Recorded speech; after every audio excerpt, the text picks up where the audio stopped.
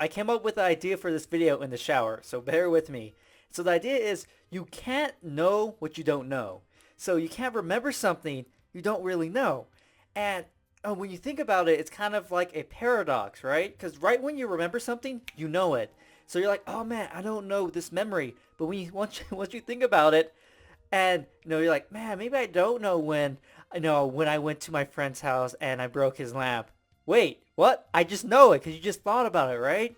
And so it's just really interesting to kind of think about the idea because right now I don't know the information I know currently because I'm focused on talking to you right now.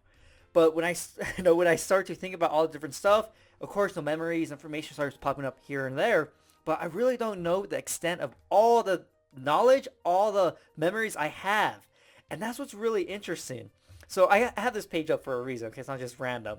And so, say right here, there's 10. But say I didn't know there was 10 exercises, okay?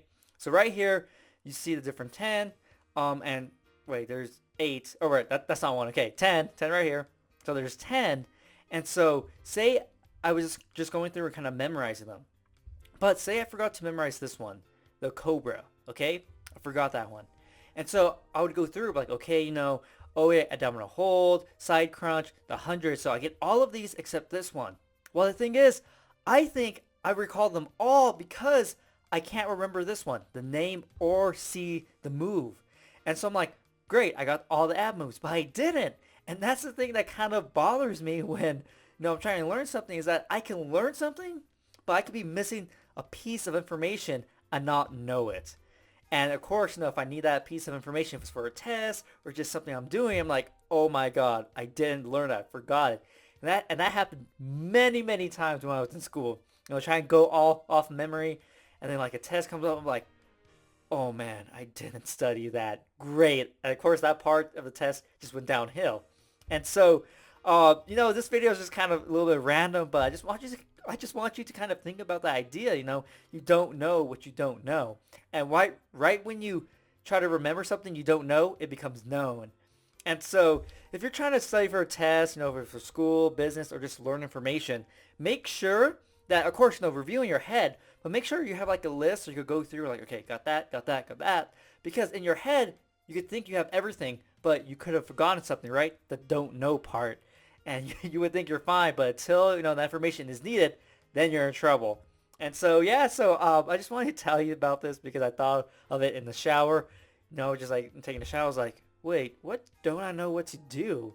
Or what don't I know in general? Or what information do I know right now? Because everything's kind of, in that kind of limbo zone that I may know or may not know. The only way I really find out is if I try to think about it, right? Kind of like Schrodinger's cat. If you don't know what that is, it's a quantum mechanics principle where this cat was in the box and there was a vial of poison in the box with it. And at a random time, the vial would be broken, killing the cat. But you won't know if the cat's dead or alive until you open the box, right? And so what happens is you could think of the cat as both dead and alive.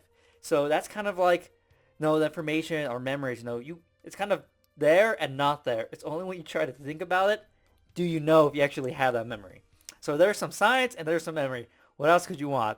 And so hopefully you enjoyed this kind of weird video, but I thought it was very interesting. I liked I like thinking about it. Kind of makes me confused, but I love it a lot. Memory and science and all these different things kind of come together. Love it. So hopefully you enjoyed this video, and I'll see you next time. Subscribe to my channel for more videos on memory techniques, how to do better in school, memory challenges, updates, and much more. Also remember to click the notification bell so you know when I upload a video. You can follow me on Facebook and Twitter. The links are down below in the description. You also can check out these videos. If you want to learn all the memory techniques and learn how to apply them to all sorts of information, or if you want to start competing in memory competitions, you can check out my programs down below in the description.